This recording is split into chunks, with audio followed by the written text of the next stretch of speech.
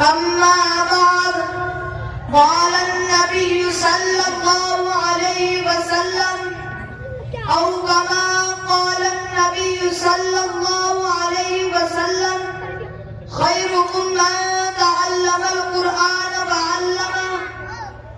سامعین گرامی، قرآن کریم دنیا کی مقدس ترین کتاب ہے جسے اللہ تعالیٰ نے اپنے آخری پیغمبر پر آخری کتاب کی شکل میں نازل فرمایا۔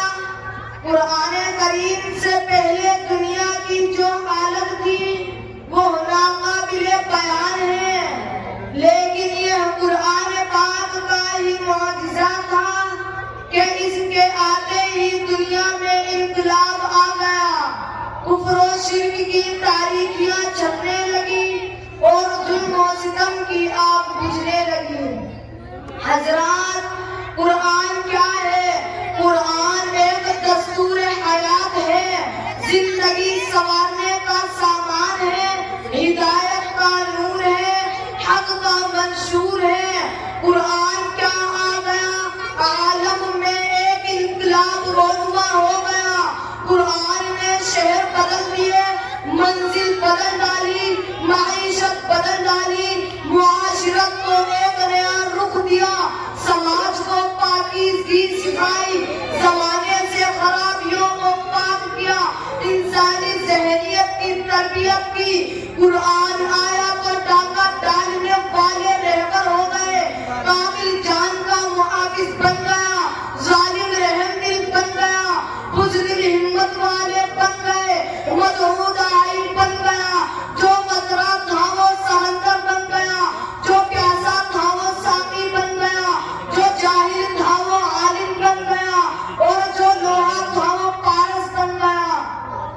حضرات گرامی، قرآن وہ مقدس کتاب ہے جس کی عظمت و برکت کا اندازہ نہیں لگایا جا سکتا۔ یہ قرآن ہی کی برکت ہے جس نے حضرت ابو بکر کو صدیق اکبر بنا دیا، حضرت عمر کو فاروق اعظم بنا دیا، حضرت عثمان غنی کو ذوالنورین بنا دیا، حضرت علی کو مرتضی اور حیدر کرار بنا دیا، صحابہ کرام کو رضی اللہ عنہم ورضوا عنہ کا بے مثل مخاطب بنا دیا۔ خلاصہ یہ ہے کہ جو قوم بھی قرآن سے جڑی وہ قوم مقدس ہو گئی، جو لوگ بھی قرآن پر چلے ہو وہ لوگوں کی نگاہ میں پسندیدہ بن گئے۔ قرآن سے رہن جڑا تو لوگوں کا پیارا ہو گیا، قرآن سے کوئی کپڑا چھو کر جزدان بنا تو اس کی عزت بڑھ گئی۔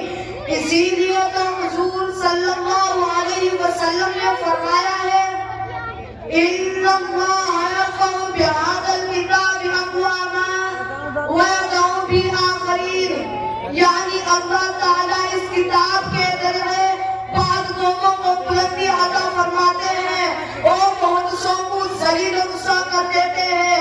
حضرات، ہمارا ایمان ہے کہ دنیا میں قرآن مجید جیسی نہ کوئی کتاب ہے نہ کوئی اس کا مقابلہ کر سکتا ہے۔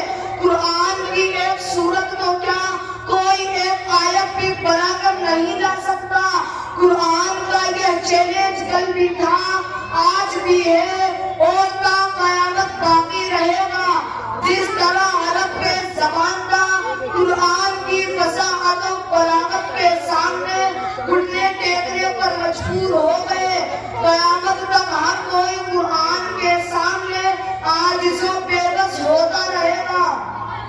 مگر بڑے افسوس کی بات ہے کہ ہم مسلمانوں نے قرآن کے ساتھ جو ظلم کیا ہے وہ دنیا کی کسی کتاب کے ساتھ نہیں کیا گیا۔